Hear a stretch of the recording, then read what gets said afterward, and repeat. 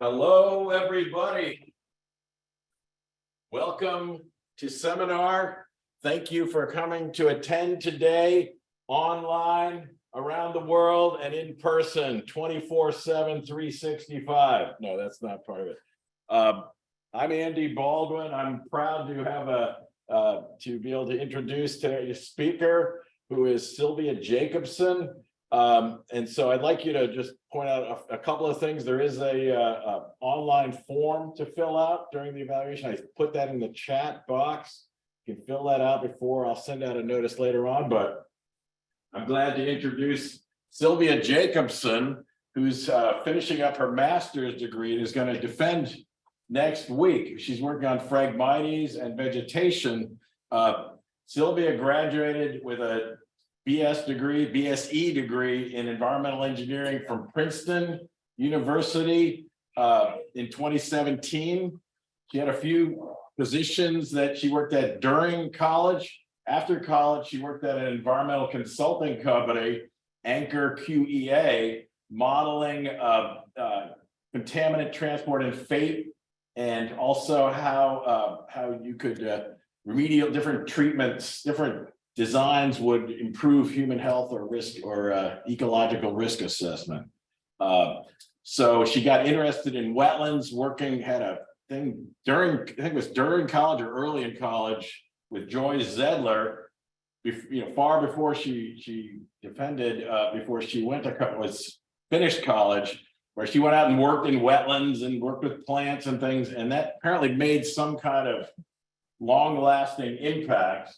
Because then after 2 years in consulting, she was looking around for things, and then she came to work with me.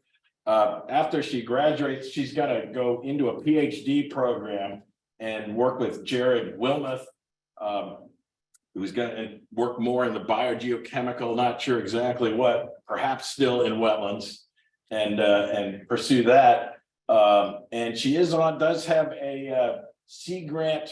She's a Sea Grant Fellow, a Maryland Sea Grant Fellow. So she's been supported from NOAA. She also has another fellowship that you just got recently. Am I getting all that? Yep. Okay, so lots of accolades and honors and things. So I'm really glad to hear Sylvia's presentation, and I wish you good luck.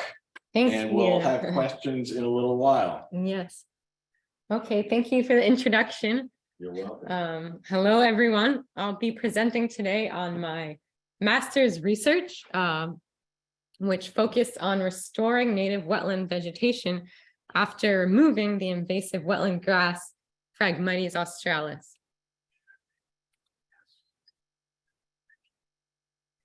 Can I control the? Okay. Yes, that's good. First, I just want to thank everyone who's been a part of this project. We have a great project team that includes my advisor, Dr. Andy Baldwin, and folks at the Smithsonian Environmental Research Center, including Dr. Dennis Wiggum, Dr. Melissa McCormick, Hope Brooks, and Dr. Karen Kettering from Utah State University, and Eric Buell with University of Maryland Extension. And we've also been fortunate to partner with the Severn River Association and with the American Chestnut Land Trust organizations to help restore native species to wetlands. We're funded by Maryland Sea Grant and the Smithsonian Environmental Research Center. And last, I would also like to thank all the many students and volunteers who have spent many hours with us out in the marsh, transporting plants by canoe and washing roots in the lab, and we couldn't have done it without all your help too. So many of you may be familiar with the invasive wetland grass, Phragmites australis, sometimes referred to as frag. It's common in this area in roadside ditches and in wetlands, and it's spread throughout the United States and southern Canada in recent decades. And in this region, it's a particular problem. In fact, in a recent National Wetland Condition Assessment survey by the EPA, it was the most commonly occurring wetland plant species in Maryland. And frag spread can pose a threat to native plant and animal biodiversity. It grows really tall and in dense monocultures that can crowd out native plant species and also displace certain estuarine animals that depend on those native plants for food and habitat. But it's also important to acknowledge, I think, that it has been shown that Phragmites does have some beneficial ecosystem services, in part because of the same traits that allow it to be to crowd out native species. It has a lot of above ground and below ground biomass production, and those traits can also help with carbon storage or buffer storm protection to protect inland areas. But overall, the effects of Phragmites on the wetlands is complicated and still not fully understood, all the repercussions. So there have been a lot of efforts across the United States to try and get rid of Phragmites, and it has been shown that it is possible. Some successful techniques include repeated herbicide control. It's often a multi-year effort, coupled with some form of biomass removal like cutting or burning. Another successful technique that we use in this study is called solarization, where we spread out black plastic sheeting over the soil after cutting Phragmites, and that heats up the soil to temperatures that are lethal to Phragmites rhizomes. But getting rid of Phragmites doesn't necessarily guarantee the return of native wetland species. Native wetland revegetation can be variable, and sometimes you can even have marsh collapse after removing Phragmites. But you have the best likelihood of successful eradication and native revegetation in smaller patches that are minimally degraded, which is what we focused on for this project. And that way you can also contain Phragmites when it's in a smaller area before it spreads throughout the wetland. And in this project, we wanted to test the potential of planting native species to accelerate vegetation recovery. So our research questions for this project were, first, how do native plants recover across a wide range of environmental tidal wetland conditions following Phragmites removal? And 2, how does native planting influence vegetation recovery?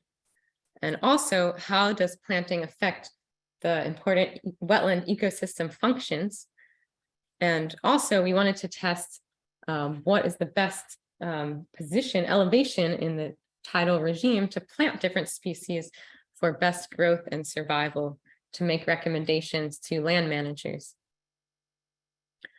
So to answer these questions, we conducted a field experiment along 12 study sites along 3 different Chesapeake Bay tributaries, all tidal wetlands on the western shore of the Chesapeake Bay, on the Severn River, Road River, and Parker's Creek. And we looked at 6 low salinity sites that ranged from about 0.5 to 3 parts per thousand, and those would be classified as oligochalin wetlands. And we also had 6 brackish wetland sites that had salinities of about 5 to 9 parts per thousand, which would be classified as mesohaline wetlands. And sometimes in the slides, I refer to the brackish sites in the charts as intermediate salinity also. That's what that refers to. So this is our experimental layout at each study site. We cut back Phragmites, lay out black plastic sheeting, and then cut out areas to plant 3 different native wetland species. And then we had a control area in every site where we killed Phragmites but didn't plant anything to monitor natural vegetation recovery. So here's an example of what one of our study sites looked like, where we spread out black plastic sheeting after cutting back Phrag, and then we cut out areas where we could plant native plants. So these are the species we planted at our low salinity tidal wetland sites. They're all clonal perennial species that have root systems that persist year-round, as we thought those would best be able to become established and spread after Phrag removal. And these are the grass species we planted at the brackish tidal wetland sites. We also had a mesocosm experiment at the Smithsonian Environmental Research Center, where we planted the same species as in our field experiment, in addition to Phragmites, at 3 different elevations in a tidal creek to see how flooding frequency and elevation relative to sea level affected the different species plants' growth. And we were hoping to be able to make recommendations to restoration practitioners about the best placement for planting each species in the marsh. So now our study results.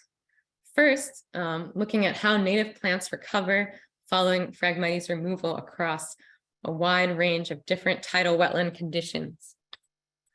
So one of our major findings was that there was more rapid native plant recovery at lower salinity tidal wetlands.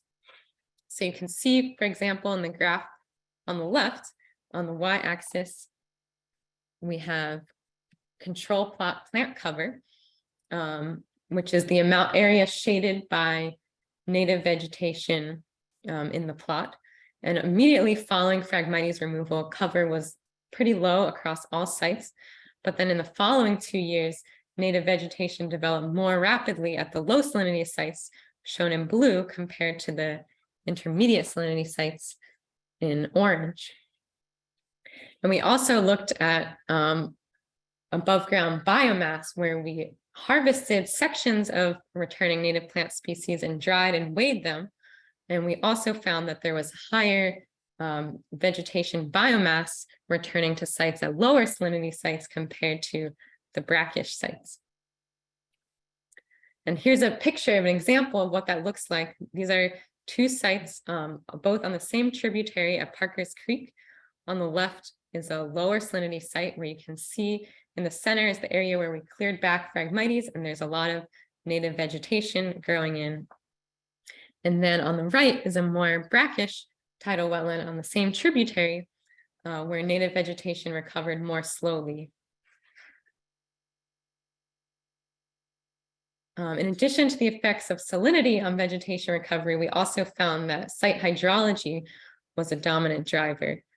So we found that there was higher native plant recovery, more native vegetation biomass at sites with lower salinities and lower flooding frequencies. So you can see in this figure of a multiple linear regression, we have above ground biomass on the z-axis, which is higher when you have lower salinities and when you have lower flooding frequencies. And this has some implications for restoration practitioners to anticipate that more saline and frequently flooded sites may recover more slowly after you remove Phragmites and might require more active management, like planting, to restore native vegetation. And we also found that species composition differed across study sites, also by salinity and flooding frequency. So this figure shows a non-metric multidimensional scaling, which is a form of ordination where it's looking at the community composition of all our different sites in 2-dimensional space. So you can think about it, each point is a study control plot, which has a certain species community composition of plants, and points that are closer together have more similar native vegetation, and those that are further apart are more different. And the species labels show, the species codes show near which sites certain species are typically found. And then the vectors show a gradient, for example, of increasing salinity or flooding frequency. So you can see that there's a split between species composition at these more brackish sites and at the lower salinity sites, and also somewhat by flooding frequency. And then to look in more detail about which species we saw coming back to the different sites. At lower salinity sites, we saw higher abundance of annuals and more overall diversity compared to the brackish wetland sites. These graphs are showing the most commonly observed species above a mean cover of 0.7% across all the sites. So you can see that a lot of these species, like, for example, Polygonum punctatum and Pluchia odorata at the low salinity sites, are annual species that regenerate from seed each year, where the brackish sites had fewer returning species overall, and they were more graminoids like sedges and grasses, with the most common species being Spartina alterniflora, which is found commonly in brackish and salt marshes. But some of the other species were found maybe at one site, but not very frequently at other sites because there was slower vegetation recovery overall. And this makes sense with what we know about plant growth across salinity and flooding frequencies, where salinity and flooding can inhibit seedling germination. So in these lower salinity sites, plants that need to regenerate from seed each year are better able to become established. And those are species that are opportunists that are more likely to be able to quickly regenerate from seed following Phragmites removal compared to graminoids that are more prevalent at the brackish sites. And next, we wanted to examine how planting influenced vegetation recovery. So overall, we had mixed to low survival of plantings in our first experiment on this. At 7 out of our 12 tidal wetland sites, most of the plantings died after the first year. But then at a few of our sites, at 4 brackish intermediate salinity sites, we had very high survival, and the plantings spread and grew and became established. And then we actually did a subsequent planting experiment in the following year where we used larger plants and planted later in the growing season and had higher success, which I'm not discussing those results in this presentation, but that may be part of the reason why we had low survival. And in general, we observed that sites with higher wind and wave exposure had lower survival overall. And we found that in previous studies, others have also had challenges with planting in tidal wetlands. They're very dynamic environments with fluctuating tides and a lot of disturbances from rack and debris that can wash up, and they have anaerobic reducing soils that can be stressful to plants. So others have found a strategy of planting configuration that can help, where you plant species close together and they can better then withstand waves and erosion stress. And also they can facilitate oxygenation in the root zone by radial oxygen loss from the roots. And we actually tested that in our study as well by planting species close together and farther apart, but we did not see an effect of that on survival. So we think that there could be more research on strategies for planting in tidal wetlands, as it's commonly done in wetland restoration, but it seems like there's a lot of mixed results, and it would be good to better understand how to ensure planting survival. But then here's a picture at one of our brackish sites where we did have a lot of native plant survival that we planted. This is 1 year after planting, and you can see all these grass species in the foreground are species we planted, and they spread and grew and became established.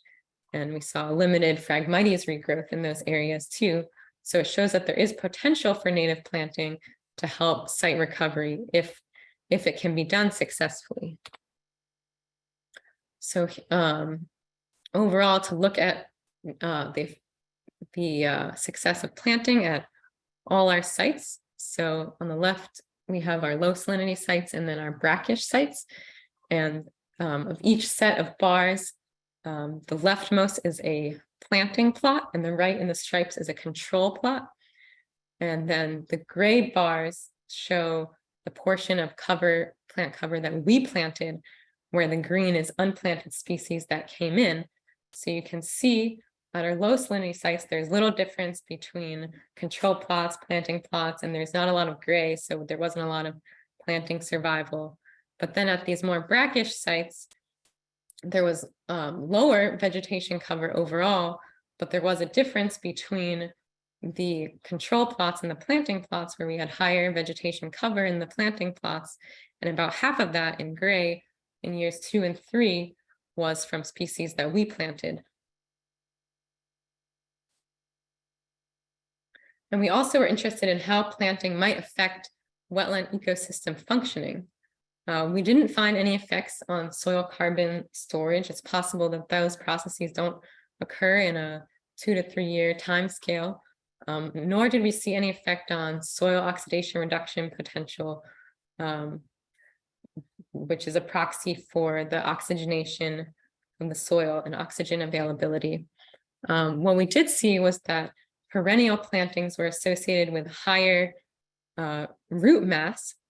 So you can see in these figures on the left, we have total above ground biomass as a function of root mass in the soil surface from 0 to 15 centimeters. And then on the right, we have perennial above ground biomass as a function of soil root mass. And there's a stronger relationship with perennial above ground biomass, where when you have perennial species, that led to more root growth in the soil surface.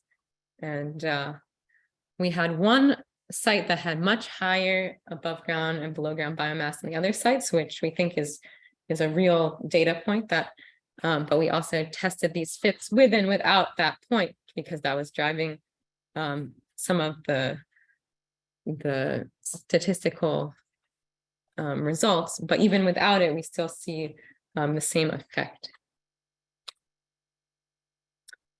And now to talk about our mesocosm study, where we planted the same species at different elevations in the tidal creek.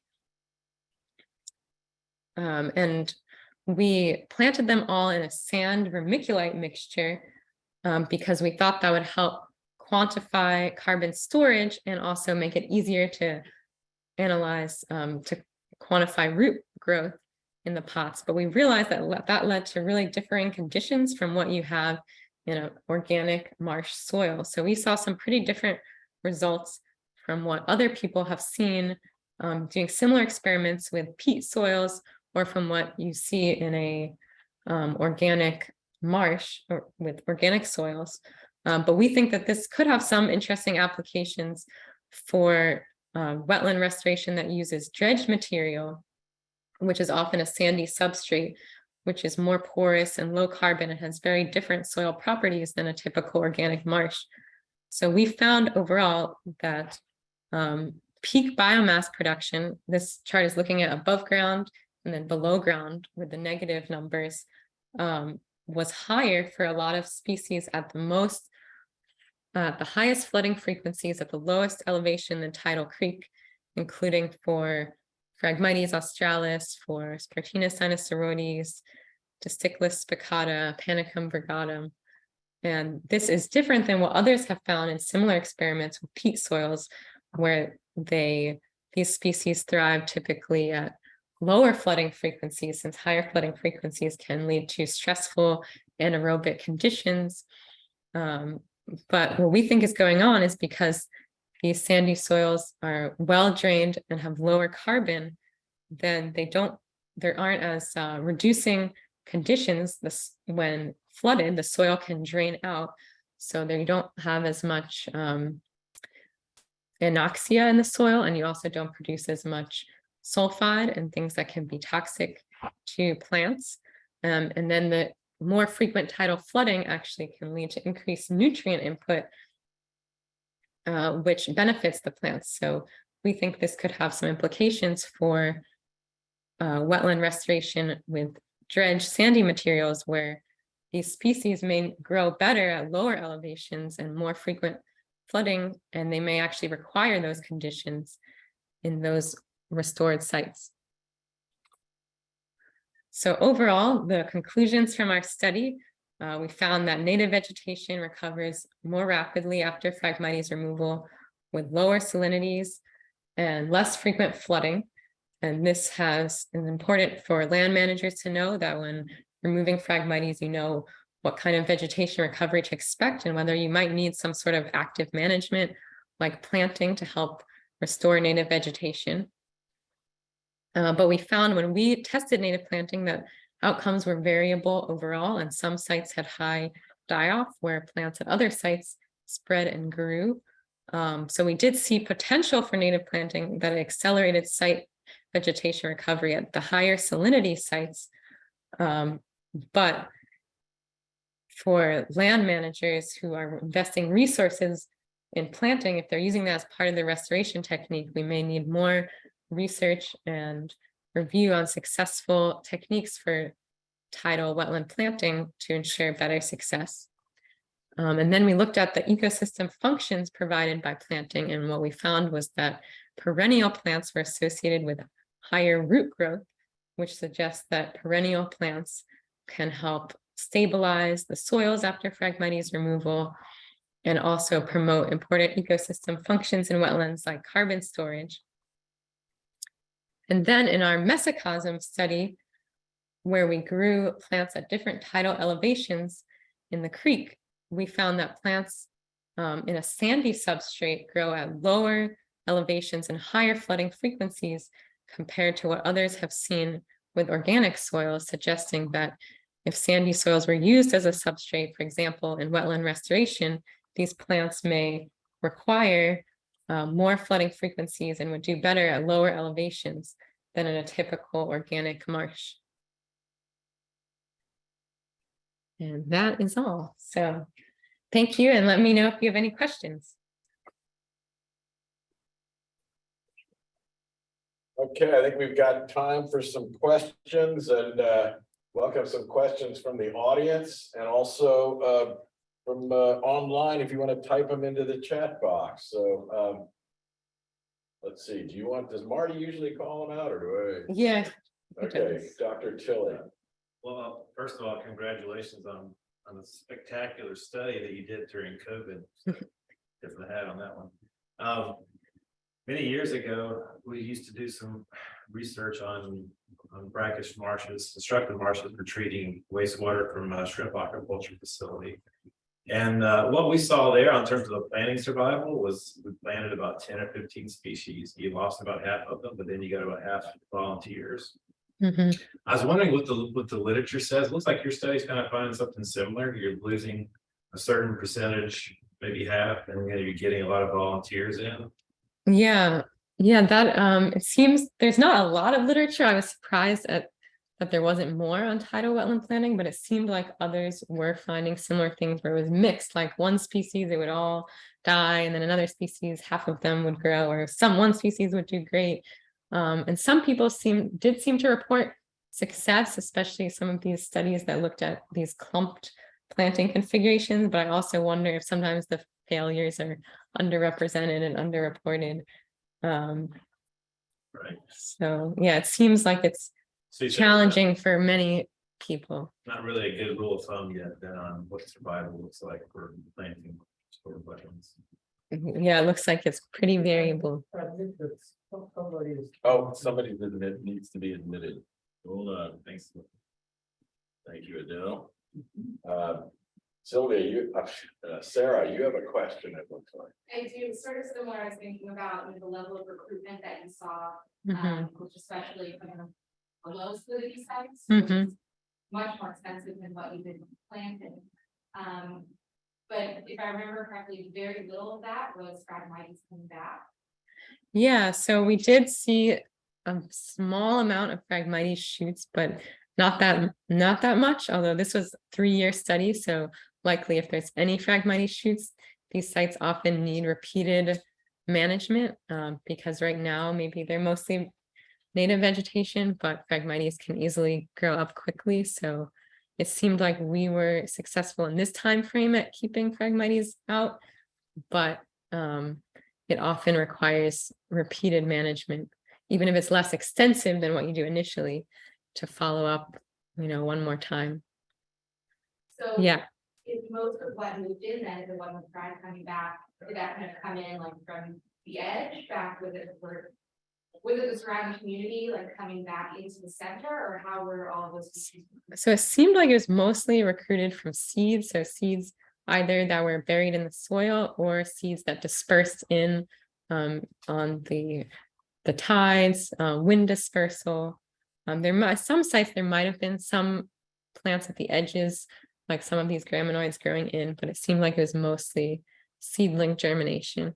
So did it kind of match the surrounding community?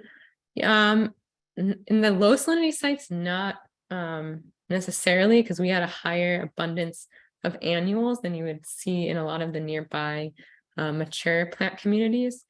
So the initial returning early stage succession community, at least at those low salinity sites, seem to be somewhat different, although they are native species that are found in nearby marshes, but they were more common perhaps in our study area, and it may take more time for the perennial species to come in, which is partly why we wanted to plant perennials to accelerate that recovery. But it seems like if the annuals are going to come in, that's what's going to come in. And other studies have found that since they can grow from seed early in the growing season, that they can actually be really competitive with Phragmites. So it might be a good thing. See, Dr. Shirmahamedy. Lots of data collection, just like Dr. Tilly, during the COVID, I really admire you for all this great work. I didn't see the beginning. I apologize. I had a team I was meeting with, but you mentioned about mesocosm and sandy substrates, and you said that I guess more frequent flooding at lower elevations, sort of, right, that promotes the growth. Mhm. I was wondering, so sandy substrate, it's, as you know, very porous, very highly drainable soil. So does that indicate that basically it requires more watering, like to satisfy evapotranspiration in order to promote the growth? Or somehow, in other words, does flooding here equate to really satisfying the water needs of the plants for growth? Mhm. Because it is in sandy substrate. If it was in some other substrate, say silt loam, maybe it wouldn't have required, frequent flooding. Just came to my mind when you were talking. Yes, that's what we were thinking, that it's because of these particular substrates that are well drained that it needs that frequent flooding, where a different substrate, like what's in a typical organic marsh, wouldn't drain, so then would have more water and also more continuous water availability. And we also think it might be the nutrients coming in with the repeated flooding that benefit the plants. Okay. Which it's also, as you mentioned, potential in those natural marshlands, accumulation of sulfur, and maybe, if there are any ammonia moved up from any other landscape runoff, that could also kill some of the plants too. Yes, exactly. Yeah. So because there was this low carbon, well-drained soil, we may not have created some of the anaerobic, low oxygen and sulfidic conditions that you have in a marsh. I mean, there might be a lot of benefits of organic marsh soils to plants that you also wouldn't have, but they may not be as anaerobic. Thank you. We have a question coming in via the internet from David Rupert. How long and when during the year did solarization occur? Did it take multiple years or only a few months?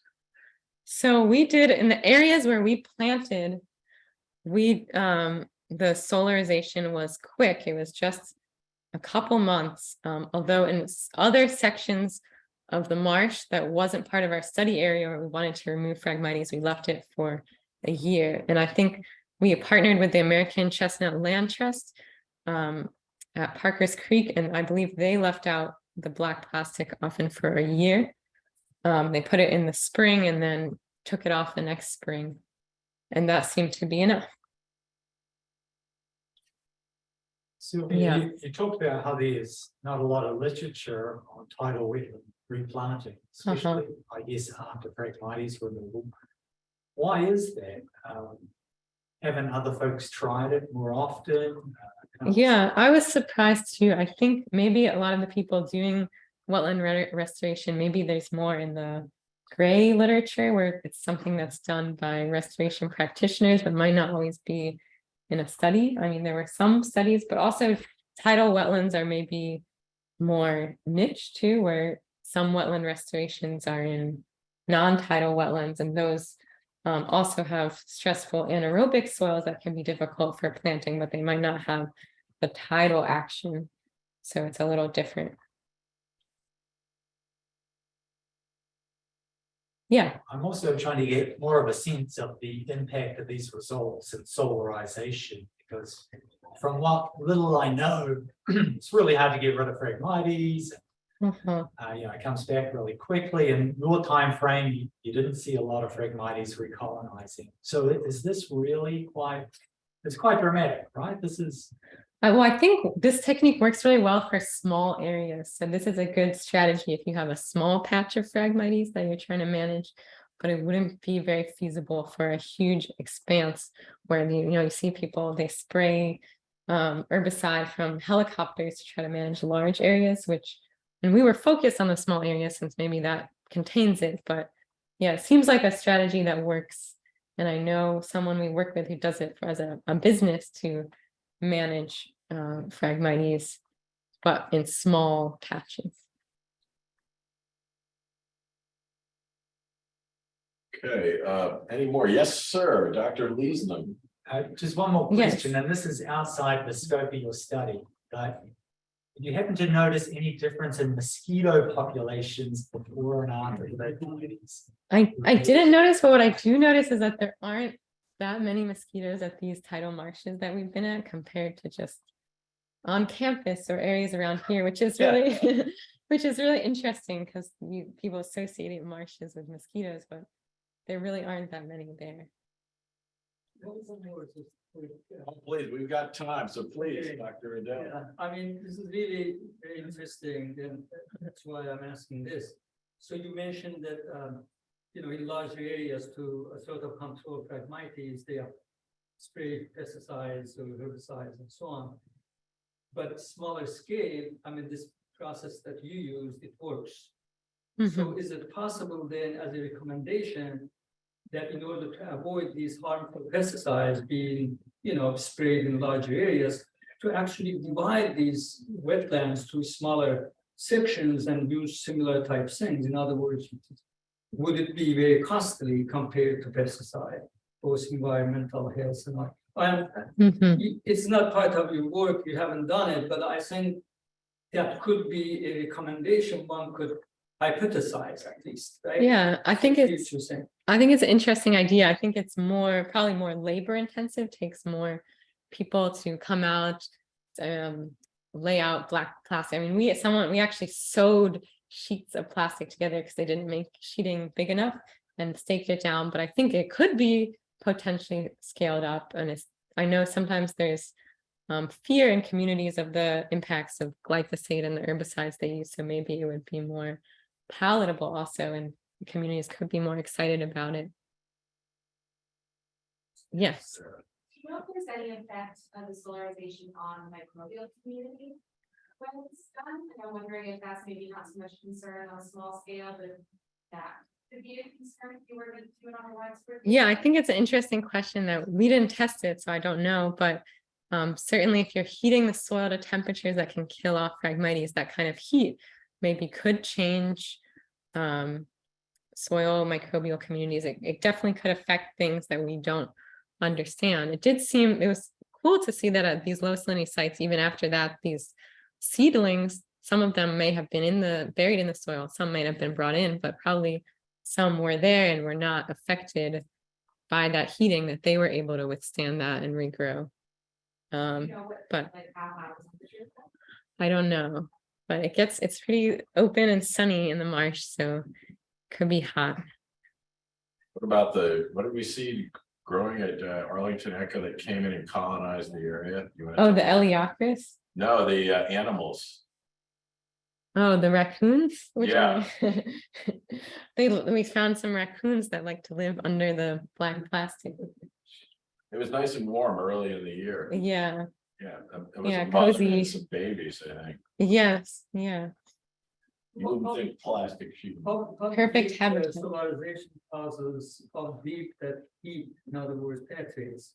Could microbial community, in other words, migrate to a little bit cooler portion of the, sediment deposits, in other words, in the wetlands, in the marshes, and these creatures are smart. All I'm saying is, unless if it really penetrates deep and kills them, that's of course a good question.